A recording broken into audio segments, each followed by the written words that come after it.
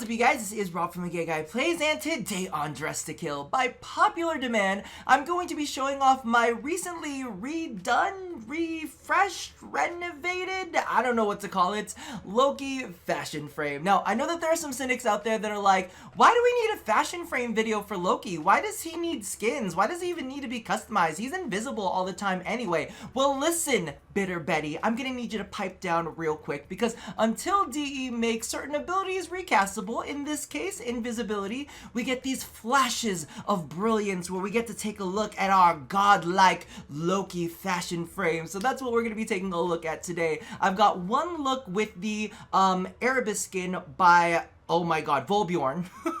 I keep thinking walrus in my head, and I'm like, I can't separate walrus from the Erebus skins and all of those cool infested ones. Then of course we have a skin that you guys have been begging me to customize for a long time, which of course is the Hitsusan Kodama skin for Loki. So without ado, let's go ahead and jump on it. Pause that thought for a quick second, because I wanted to go ahead and give you guys a bit of a heads up that I will be running a giveaway between May 1st and May 14th that kind of goes hand in hand with this video. As you guys know, the Prime Vault has recently been unsealed, and Loki Prime just happens to be one of the beautiful, wonderful things that can be found inside. So I'm actually going to be doing a giveaway on a Loki Prime pack as well as a Witch Prime pack. So if you guys are curious at all, these are the contents of that. So make sure you go ahead and take a look at the description box below to fill out the link to whatever thing it is that it grants you access to the giveaway.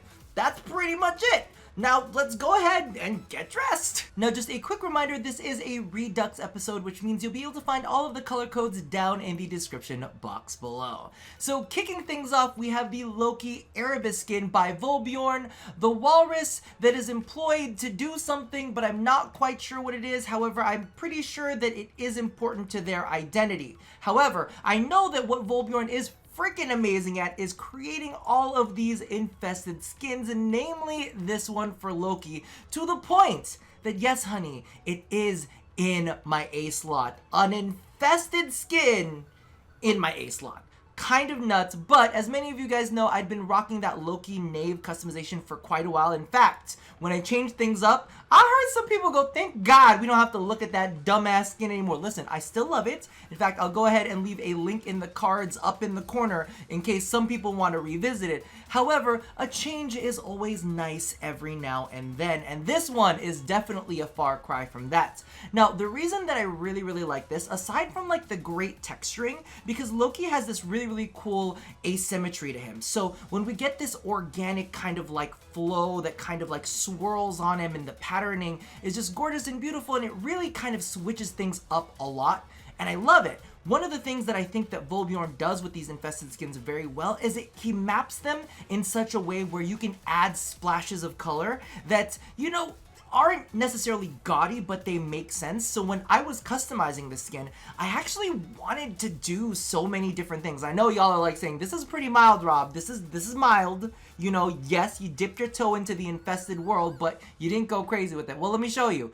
This is actually one of the colors that I was considering putting into this slot. I actually wanted to try out this coloration as well. Something a little bit warmer, something a little bit brighter, and I think the fact that this skin inspires that creativity for me to go ahead and try different things out really says a lot, because I don't like jumping out of my comfort zone. This still is my comfort zone, but it really pushed me to try something different, and I really love it. Now, the one thing that I will make note of, this is still an infested skin, and it still does like trigger some tryptophobia for me. In fact, usually I like to run bright reds as energy colors on Loki, but I just couldn't. I was like, oh.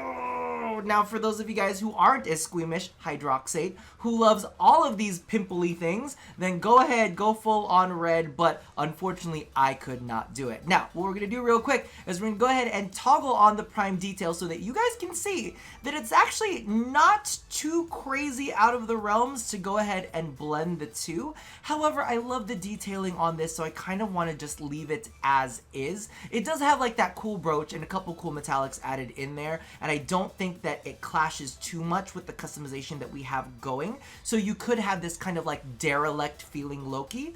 But I also wanted to go ahead and show this off with some attachments because we do have the Wolf of Saturn 6 armor that I think looks really fucking good on there. Because isn't the Wolf of Saturn 6 like slightly infested? Am I crazy? Or did I just completely tune out the story and just say, it looks good with this armor? Well, it does look pretty fucking sickening with this armor. And I actually am running it with this armor currently. Days on, days off. Listen, you know, we gotta be able to mix things up a little bit. But as you can see, it's looking pretty good. Again, the Saturn 6 legs are always a little bit off on Loki. At least that's my personal feelings on it. But as you can see right here, it looks really good with the Saturn 6 armor. So very, very happy with this one. Hats off to Vulbjorn for, again, doing a great job at the Infested and putting on a really, really great show. So let's go ahead and move on to the next look. Dear Lord God, it has been such a long time coming. So many of you guys have requested that I do a customization specifically for the skin, but you know what?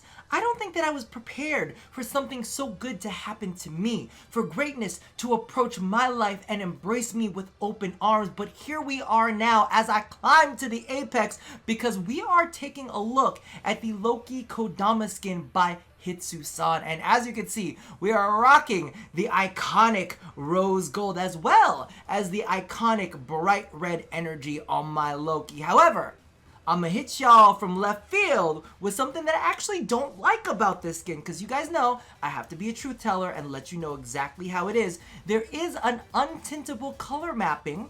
This gray right here will remain untouched no matter what you do, so you will have to work around it. Now, I personally wish that it was like slightly tintable. Maybe it was tied to another one of the other colors and it just provided a sheer wash over that color map so that we can kind of get the same temperature throughout the entire skin. Unfortunately, that's not the way that it works, but we're able to create something beautiful and wonderful from it anyway. So as you can see right here, this does feature a dual metallic. So we have the standard bright metallic that you find on the accent, and then on the secondary you get the satin metallic. And oh, it looks so good. I love this kind of like swirly leaf design that's on his hips. I love all of the straps. Okay, I don't know if you see it, but he's got like this like half metallic belt that I love here. There are always so many great details on all of Hitsusan's skin. Some of the kind of like not cross hatching, what is it called? Like the chevroning. Listen, the weaving,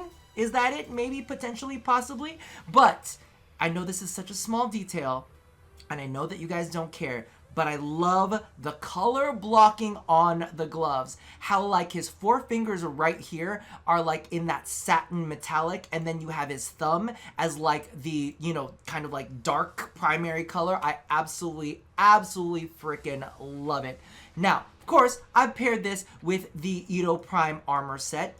Just iconic overall because it matches really, really well with the kind of like metallic bands on his hips. I am kind of sad because it does block off some of the details from his shoulders that I think Hitsusan did a great job with. Other shoulders, see, look, it's beautiful, it's wonderful. But sometimes, you know, you gotta go in heavy with all of the rose gold. But the one thing that we are missing here, because I know that many of you guys saw it in my previous customization, of course, is the regalia. Now, what I've tossed on here, of course, is the blood sigil because we got to make him look sinister AF. And then on the front, I've actually tossed on the Riftwalker Prime sigil. And as you can see, I've kind of nestled it in his little neck bit, and I've kind of laid it underneath the Edo Prime with the red energy color, which just kind of fuels this whole bloody look. Now with everything all together, he looks kind of like demonic, and I love like the horns. It just, everything comes together so beautifully that I almost can't like put it into words. And of course, come on, SANDR, we got the Officium. That closes that out. I don't need. Alrighty, last but definitely not least, y'all know I had to flip the script on y'all. If I was gonna show you dark, demonic, bloody Loki, I had to bring a little bit of light back into your life. And as you can see, we've got a little bit of a Valkyrie vibe going on. And I know men can't be Valkyries, but it's 2019. We're being progressive, okay? And the Kodama skin is absolutely perfect for that. Now, as always, I gotta go ahead and show off the untintable portion. It is this kind of like bluish gray here. However, However, I decided to work with it instead of work against it, so I introduced this like rosy metallic tone that I think really brings a romantic feeling to the overall skin. Tossed a little bit of off-white and everything kind of just fell into place. So as you can see, we are rocking the Vitala armor set as well as the Dominus SANDR, which I think just kind of finishes off everything. But I actually wanted to go ahead and show you guys a couple different armor sets that I think work really, really well with this also. Now, real quick, we're going to go ahead and swap over to the Limbo Noble animation because legit, while I think that the Garuda Noble animation is absolutely perfect for that specific theme, it's not the greatest for showing off armor. So let's go ahead and kick things off with something that I feel fits the Valkyrie theme quite well, is of course the Avia armor set. So as you can see right there with the chest plate and the arms, this thing I just think looks so freaking good with the theme. Maybe not necessarily with the SANDR, but with all of the swirliness and the metallic of this skin, I think it's absolutely gorgeous. Let's go ahead and show a full side of that, as you can see right here. I think it's just a really, really nice fit if you're trying to go for something a little bit softer. However, if you want something a little bit more intense, now I wouldn't necessarily go with the chest piece of the Amugi because I don't really like it. I mean, it looks fine. It looks fine. But I do really like the Amugi armor set for this as well. It's very, very bold, it's very strong, and as you can see, and ignore the coloring because one of the things that you kind of have to do with the Vitala armor set is some of the metallics are placed in different odd spots, but you know, if you just kind of copy things over and tweak them a little bit, I think it looks great. And as you can see right here, we are rocking that Amugi armor set right there, and I think it looks really, really great. I love the structure that it gives Loki. It gives him a little bit more broadness on the skin, and of course in the previous one we already saw how the Ito Prime set looks on it. So let me go ahead and swap back real quick so that we can take a look at a couple other things that I wanted to go ahead and point out because I didn't get to address them in the previous section, but we will take a look at it because, you know, Rob's got to be thorough with all this. One of the things that I wanted to go ahead and point out is what prime details look like on this. Now, on lighter skin, you can definitely tell that there is a textural difference between the prime texture and Hitsusan's very suede-y, very silky finish on his, but I think that it's not so...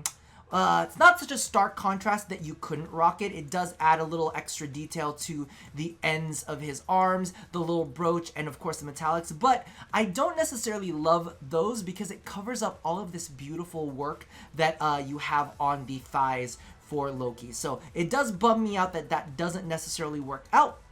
But if you take a look at this, and we're going to swap this over real quick to Mr. Bloody Demonic Loki, you toggle that on. When you have a darker color, you don't see the textural difference as much, especially if you covered in blood. You ain't gonna see it that much, and I think that it fits quite well with that. But again, I like the detailing, so we're gonna stick with that. And that about brings it to the end of this video. I'm a very big fan of the Kodama skin as well as the Erebus skin. Let me know if there's anything else that you guys are curious about. There are plenty of other Loki skins out there that I think are great as well. In fact, maybe we could take a look at them real quick. I love the Incubus skin. I think it's absolutely fantastic, but I'd been rocking that for quite some time. I love a lot of the Loki customizations. The Urstaz helmet is fantastic as well. Of course, you guys know I love my Loki Knave, but sometimes you gotta change things up a little bit. The Incubus skin, I don't know if I mentioned that already, but that's fantastic. And the Rogue helmet, I really like as well. So let me know, are you guys playing around with Loki customizations? What do you guys want to see next when it comes to Fashion Frame? But that about does it for me for now. Don't forget to go ahead and take a look in the description box below for the giveaway that we are doing. And as always, love somebody, hurt nobody, and touch your body. I'll see you guys next time. Or maybe you won't see me because I'll be invisible and DE will decide to make invisibility recastable and you'll never see me again. But you'll hear me. Bye-bye! That was a really weird ending. Rob, you make bad choices.